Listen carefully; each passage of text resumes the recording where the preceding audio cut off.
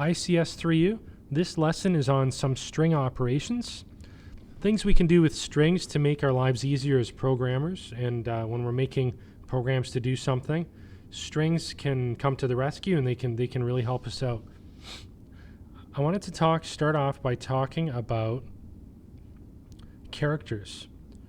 So way back 40, 50 years ago, it was decided to encode or group all the characters that are typable on the keyboard, some characters that aren't typable on the keyboard, any character you can think of that can be displayed on a terminal and a computer. They grouped those and they made those ASCII characters. And ASCII stands for American Standard Code for Information Interchange. You don't really have to know that, but it is an encoding system that is universal for North American keyboards, and it's still used all around the world. English is quickly becoming the international language of choice in many countries, and it's definitely a very popular language. And when it comes to programming, all the programming languages use English as a basis. And so we use here in Canada the US keyboard. So if you go to the US, the keyboard looks exactly the same. There is a Canadian keyboard that includes French characters, and it's not very common to see it outside of French schools and also the province of Quebec. And there are obviously some cities and places in other parts of Canada that are also primarily Quebecois, but we have primarily the US keyboard here in Canada and the US and all around the world. You go to different parts of the world and you'll see this keyboard. So the ASCII table, here it is, and I'm going to be explaining it because there's a lot of columns there, but it is an international standard that's been around for 40, 50 years, hasn't changed, and each character is represented by a number, okay? So we're only going to look at decimal and character. We're going to ignore hex, octal, and HTML. Those are important for other things, but for now, decimal and character. So if we look at the space bar, so here's the space here, and you can see that it's encoded as 32. The exclamation mark is 33, and so on. And then finally we get to uppercase A. Uppercase A, ever since I've been alive, has always been 65. Even on the old Commodore 64 computer that I had, my family had it when I think I was 10 years old, and we had that computer, and I still have the manual because I kept it. Kind of interesting. The ASCII table is the same, and that was not a PC. It was not a Windows or Mac or Linux machine. Completely different system that's no longer produced. Lowercase a has always been 97. Oh, I want you to notice that if uppercase A is 65, uppercase B is 66. So if you know what uppercase A is, you know what all the letters of the alphabet are. You just add the correct value. So Z is 90, and so forth, all the way up to lowercase z. And we have some other characters as well, like even the delete key. So all of these and numbers are very important too. All right, so that's ASCII, just to give you an overview of that. I'm going to go to Visual Studio now and show you some programs that we're going to do. Okay, give me 1 second. All right, here's Visual Studio Code, and we're going to create a new program called String Operations. So we're in Python. We have all these programs that we've been working on in our introductory unit. This is the second part of the introductory unit. I'm going to click on New File and call it string_operations.py. So here's my new program, and I'm going to write a program that first of all has a string, so I'm going to call it message. Message equals this is a string, and we're going to print out. We could print out message, and it would print out this is a string, but if we use the square braces, we can access individual characters inside of the string. And this is what I was talking about. Every string is composed of a group of characters. And so this is saying just show the one in location 8. Now I got to tell you, in computer science, we always start counting at 0. So capital T of this is a string. That's 0. H is 1. Then we have 2, 3, 4, 5, 6, 7. Looks like the lowercase a of the word a should be 8. Let's see if that is correct. Let's see if I counted correctly. Okay, so we get lowercase a.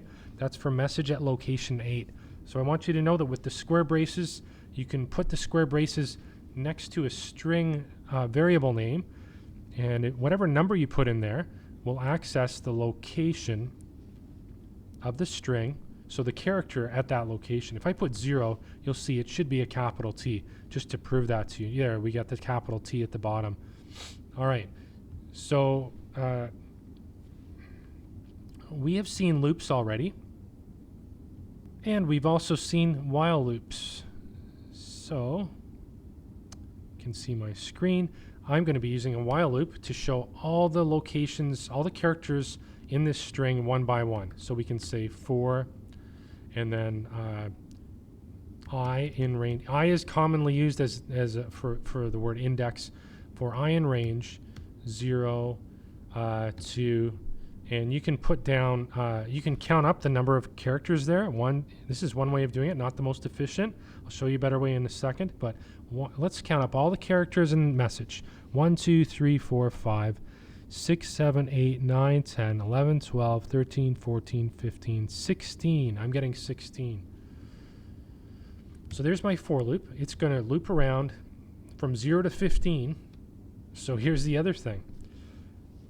The message, this is a string, has 16 characters. However, if we're going to access the index locations, because we start counting at 0, the indices 0 through 15 give us 16 characters. This all 16. So now we're going to do print message at location square brace I and run our program. I'm just going to put a bunch of stars here to separate out.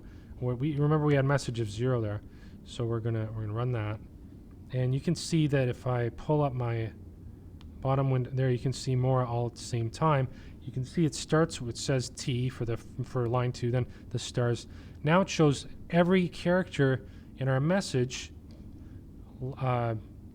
character by character, each on its own separate line. And notice the spaces are still characters.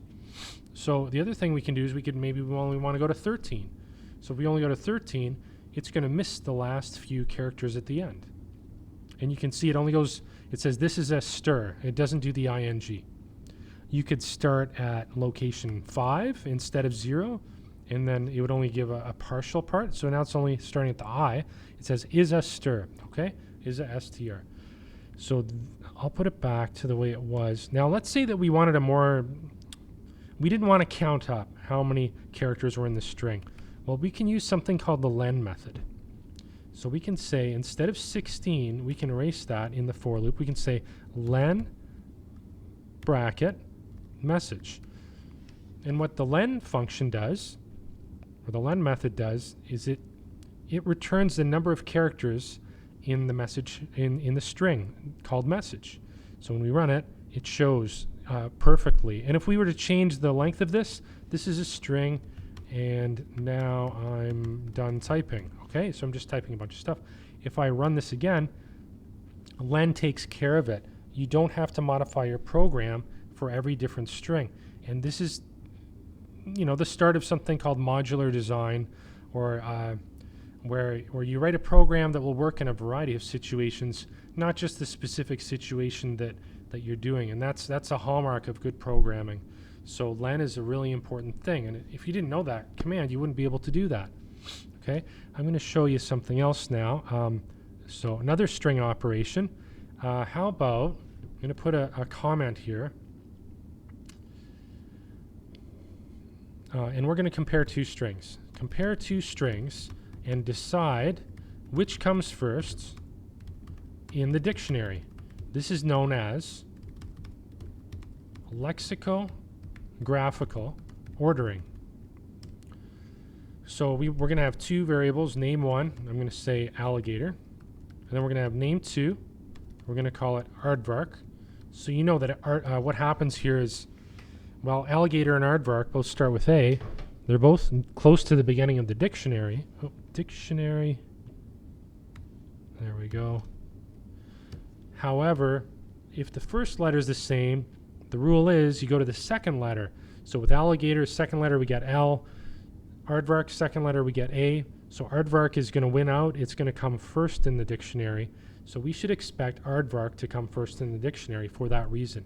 There is a built-in function to Python, and all you have to do is use the less than and greater than signs, and it'll compare, and I'll show you how to do that right now. So we're going to say if name1 is less than name2, then we're going to put a colon there, and then we're going to say print name1 comes first in the dictionary. We'll have an else if statement. Else if name1 is greater than name2, then we will say print name2, space this out, comes first in the dictionary. There's one other situation, an else statement. Pause the video and see if you can determine what the else statement would handle. So if it doesn't come first, if name1 doesn't come first, name2 doesn't come first, what's the alternative? Found a spelling mistake. I put print instead of print. There we go. All right, so you paused the video and you thought about it. They're the same, right? These words are the same. So one doesn't come before the other. We can try this out. So I'll run it, and so aardvark comes first in the dictionary. So that's important for you to know. You can use less than and greater than. You could use less than and equal to, or greater than or equal to, but it's not really doesn't make sense to do that in this situation. Okay, so we've done that. We've talked about the Len method as well. What about converting strings to all uppercase or all lowercase? I think it's all one word. Yeah, all uppercase or all lowercase. This is really useful. If you have let's say that you have postal code, and your program's trying to get the postal code into and someone types in lowercase letters. Well, in your program only understands uppercase letters. It should understand uppercase or lowercase. So for uppercase, this is a quick thing. I'm just going to, so let's say we have upstring. Upstring is equal to, now remember we have message already defined. It's that sentence up above. So I'm going to do message.upper. And I'm also going to say lowstring equals, actually I'm going to do it a different way. We're going to say print upstring. And then if we wanted to do lowercase, you could also do it this way. You could do message.lower. So you don't have to store the result of the .upper or .lower method in a variable. You could just print it and be done with it. Notice that to the left of the dot there, so with is the name of a string. So upper and lower are methods or functions that only operate properly on strings, because message is a string, it contains all of the instructions, all of the methods that strings have, because it comes from strings. So message is a string, so it is inherited all these properties. So any string you have will have upper and lower available to them. So when we run this, we should get our big long message. First of all, yelling in all caps, and then after lowercase. Very relaxing. So that's the end of this lesson about strings. You're now ready to do the next set of exercises that will be posted soon. And those exercises are called String Operations Classwork. Bye for now.